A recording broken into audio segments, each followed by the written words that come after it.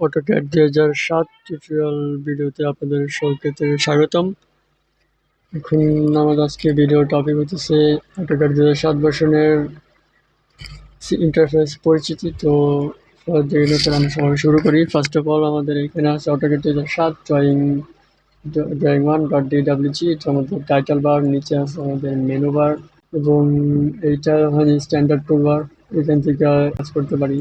এটা আছে আমাদের লেয়ার, এটা আমাদের ড্রয়িং টুলবারের তার সাইডে আমরা দেখতে পাবো যে ডাইমেনশন টুলবার। এগুলো এক একটা কাজ কি সেটা আমরা বিস্তারিত আলোচনা করব পরবর্তী ভিডিওগুলোতে। এবং আমাদের এই সাইডে আছে মডিফাই টুলবার। আর আমাদের যেই মাঝখানে আমরা যেটা দেখতে পাচ্ছি কালো অংশটুকু, সেটা আমাদের পেজ। এইখানে মূলত আমরা ড্রয়িংটা করব। অ্যান্ড এই কর্নারে যেটা আমরা দেখতে পাচ্ছি কর্নারের নিচে, তো এটা কি ইউসিওস আইকন বলে।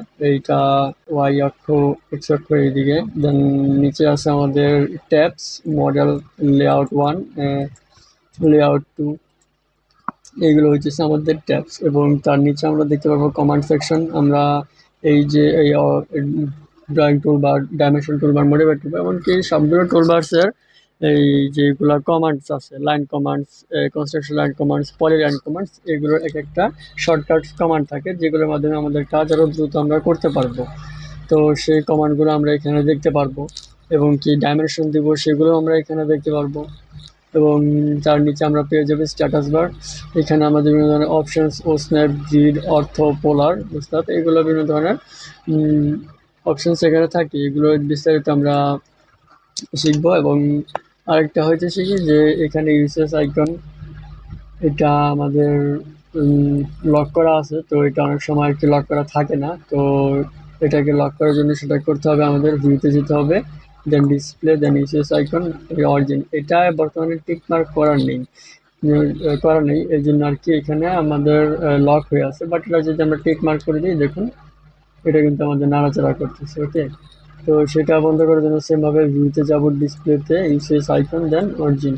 ওকে, এখন কিন্তু আর নাড়াচাড়া করতেছে না। এটা আমরা বড় ছোট করতে পারি, সেটা আমাদের অপশনসে গিয়ে করতে হবে। ভিতরে যে কালার ব্যাকগ্রাউন্ড পেজ, তো এটার কালার আমরা চেঞ্জ করতে পারি, তো সেটা আমরা এখন দেখব। তো ফার্স্ট অফ অল আমরা এখানে এই আমাদের পেজে একটা রাইট ক্লিকও করতে পারি, এখান থেকে অপশনে যেতে পারি, অথবা আমাদের এই টুল থেকে আমাদের এখানে অপশনস, সেটাতেও আমরা যেতে পারি, অথবা আমাদের শর্টকাটস কমান্ড আছে ওপি এন্টার, দেন আমাদের অপশন বাটনটা ওপেন হবে। এই যে সিলেকশন থেকে আমাদের এটা পিক বক্স সাইজ, কার্সার মাঝখানে আমাদের যেটা যে বক্সটা থাকে সেটাকে আমরা পিক বক্স সাইজ বলি। এইখানে আমরা বড় ছোট করতে পারি।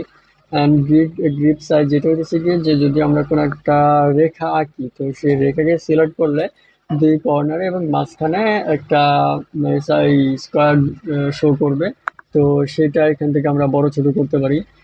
অ্যান্ড এই সাইড আছে ডিসপ্লে থেকে কালারে গেলে পরে দেখুন এটা আমাদের ব্ল্যাক আছে, আমরা হোয়াইট করে দিই। ওকে, দেন অ্যাপ্লাই অ্যান্ড ক্লোজ দিলে দেখুন এটা কালারটা কিন্তু চেঞ্জ হয়ে যায়। এবং কার্সার সাইজ, এই কার্সার সাইজ কিন্তু আমরা এখান থেকে ছোট বড় করতে পারি। সাপোজ আমি 50 এখানে করে নিলাম, দেন অ্যাপ্লাই, দেন ওকে। এই দেখুন আমাদের কার্সার সাইজটা কিন্তু এখানে বড় হয়ে গেল। ওকে, অ্যান্ড এই পাশে যে আমাদের আর কিছু এই যে ড্রয়িং মানে টুলবারগুলো থাকে, তো সেগুলো অনেক সময় এই থাকে না, তো সেইগুলো এখানে আনার জন্য কিংবা নতুন কোনো টুলবার্স আমাদের এখানে অ্যাড করার জন্য সেটা আমাদের করতে হবে কি, যে আমরা এইখানে অথবা যে কোনো টুলবারের উপরে একটা রাইট ক্লিক করব। রাইট ক্লিক করার পরে দেখুন আমাদের এইখানে অনেকগুলো টুলবার শো করতেছে, যেগুলো আমরা সামনে আনতে চাই, জাস্ট টিক মার্ক করে দিব। তাহলে এই দেখুন এই যে এটার নতুন একটা টুলবার এখানে চলে আসলো। দেন এটা উপরে ধরে আমরা যদি এখানে নিচে ছেড়ে দিই, এটা কিন্তু এখানে সেট হয়ে যাবে। তো এটাকে আবার সরানোর জন্য আবার করতে হবে এই যে ক্যামেরা অ্যাডজাস্টমেন্ট, দেখুন এটা এখানে সরে গেল। আবার ধরেন এগুলোকে সরানো যেতে পারে, যে এটা ড্র টুলবার, এই যে সরে গেল। আবার একের থেকে এই যে ডাইমেনশন টুলবার, এটাও সরে গেল। এগুলো আনার জন্য আবার রাইট ক্লিক, দেন ড্র টুলবার, আবার ডাইমেনশন টুলবার।